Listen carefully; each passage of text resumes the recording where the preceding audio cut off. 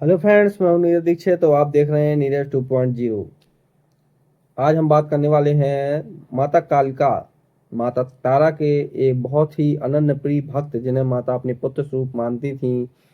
उनके हाथों का भोजन करती थी और उन्हें अपनी गोद में सुलाती थी। जी हाँ, हम बात कर रहे हैं बामा खेपा जी की। आखिर ये कौन थे और इनका क्या इतिहास है? इनके इनको लोग कैसे जानते हैं? तो आइए आज हम इसी वीडियो में आपको इन्हीं के बारे में विस्तार से बताने वाले हैं। लेकिन यदि आपने इस चैनल को या अभी तक सब्सक्राइब लाइक शेयर नहीं किया है तो सब्सक्राइब करिए, शेयर करिए, लाइक करिए। तब तक हम वीडियो में आगे बढ़ते हैं।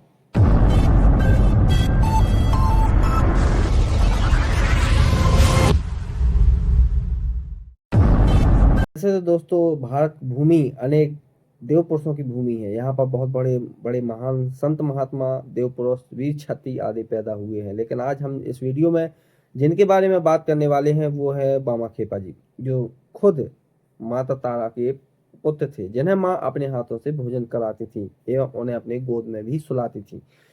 बामा खेपा जी का जन्म पश्चिम बंगाल के एक गरीब परिवार में हुआ। इनके पिताजी का इनके शुरुआत में ही देहांत हो जाने के कारण, क्योंकि गरीब परिवार था, आर्थिक स्थिति सही नहीं थी, इसलिए इनकी माता ने अपने दोनों बच्चों को अपने भाई यानी इनके मामा को सुपुर्द कर दिया।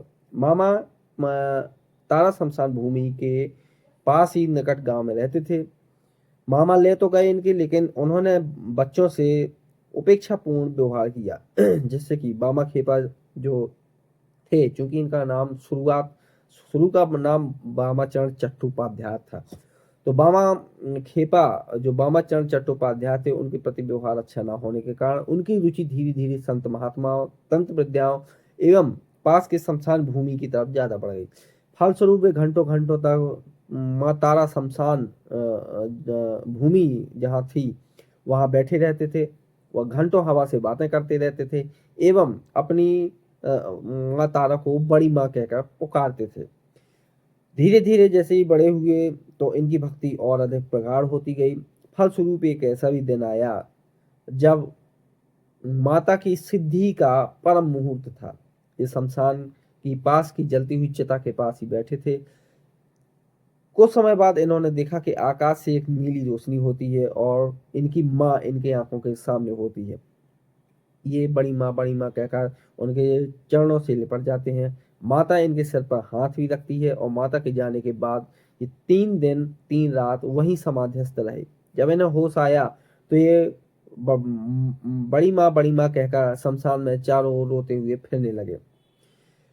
कुछ दिनों बाद माँ तारा ने वहीं की जो रानी थी उनको एक स्वप्न दिया कि बामा खेपा को वहां मंदिर बनवाया जाए, तारा शक्तिपीठ में माँ तारा का, एवं बामा खेपा को वहां का पुजारी नियुक्त किया जाए। इनका नाम बाबा चरण था, क्योंकि माता के दर्शनों के बाद इन्हें अपनी शुद्ध बुद्ध बिल्कुल भूल गई थी। ये रोते बिलखते हुए पागलों कैसे माता को ढूंढते रहते थे, इसलिए इनका नाम बामा चरण से बामा खेपा पड़ गया। क्योंकि पश्चिम बंगाल में खेपा का अर्थ होता है मानसिक रूप से विक्षिप्त, अतः लोग इन्हें पागल समझते थे।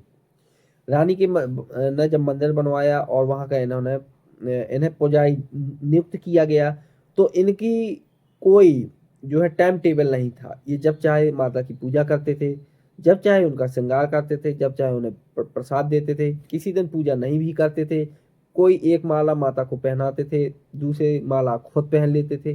तो ये वहां के जो लोग थे, वहां के जो पुजारी थे, उनको ये चीज बाद में चुभने लगी।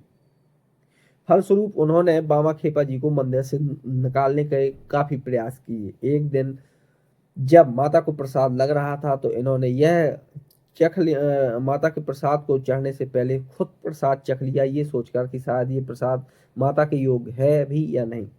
इसी बीच जब माता को इन्होंने प्रसाद चख कर चढ़ाया तो वहां के मंदिर के पुजारियों को एक मौका मिल गया। उन्होंने इसका विरोध किया और गांव वालों के साथ इन्हें पीट कर मंदिर से बाहर निकाल कर फेंक दिया। जब इन्हें होश आया तब ये माँ से बड़े क्रोधित हुए और उन्होंने अपनी माँ तारा से कहा कि अगर पिटवाना ही था तो अपने मंदिर में पुजारी क्यों बनवाया? अब मैं आपके पास कभी नहीं आऊंगा। और ये एक बच्ची की तरह लूट कर जंगल की तरफ चले गए। उसी समय माता आनंद ने फिर से वहां की रानी को दर्शन दिए और कहा कि यदि अपनी भलाई चाहते हो तो बाबा खेपा को पुनः मनाकर मंदिर में लाया जाए और वो जैसी भी पूजा करना चाहे वैसी मुझे स्वीकार है। तब रानी ने अपनी सभासदों को ये सुबह बात बताई और बड़े सवेरे बाबा खेपा जी को ढूंढने के लिए निकल पड़ी। बड़ी मुश्किल से रानी को बाबा खेपा जी एक जंगल में चबूतरे के पास बैठे हुए दिखाई दिए। तब रानी इन्हें बच्चे की तरह मनाकर पुनः उस मंदिर में लाई एवं जो पुजारियों ने वहां कब्जा कर लिया था उनको अलग मंदिर से उनके प्रवेश पर पूर्णतः प्रतिबंधित कर दिया गया एवं उन्हें एक चेतावनी भी दी गई कि ये आइंदा से अगर बाबा खेपा की पूजा में किसी प्रकार का भी कोई भी विघ्न डाला गया तो उसको सार्वजनिक दंड दिया जाएगा। वो चाहे जैसी भी पूजा करे उसकी पूजा सभी रूप में स्वीकार होगी। धीरे धीरे अब ये बात पूरे गांव में फैलने लगी। एक समय ऐसा भी आया जब बाबा खेपा जी की माँ का देहावसान हो गया। अब बाबा खेपा जी उस समय माता तारा शक्तिपीठ के शमशान वाली भूमि में ही अपनी माँ का अंतिम संस्कार करना चाहते थे, लेकिन उस समय बड़ी जोरों से बरसात हो रही थी, बीच में नदी भी पड़ती है तो वह भी उफान में थी, इसलिए गांव वालों ने नाविक समेत वहां के नाविक समेत जाने से मना कर दिया। लेकिन बाबा खेपा ने अपनी माँ को गोद में लिया और चढ़ती हुई नदी पर चलकर दूसरी तरफ शमशान पहुंचकर उनका अंतिम संस्कार कराया। तभी से गांव वाले ये समझ गए थे कि ये कोई साधारण इंसान नहीं है, माता के ये परम भक्त है। उनकी इसी शंका की पुष्टि और भी तब सत्य हो गई जब उन्होंने 20 गांव का भोज कराया। तब गांव वालों को लगा कि शायद इसके पास खाने पीने के लिए तो खुद है नहीं, ये क्या 20 गांव का भोज कराएगा। लेकिन गांव वालों की उत्सुकता के कारण गांव वाले जब पहुंचे तो वहां उन्होंने देखा कि वहां भर भर के बैलगाड़ियों में खाना पीना तेल आदि का सामान आ रहा है।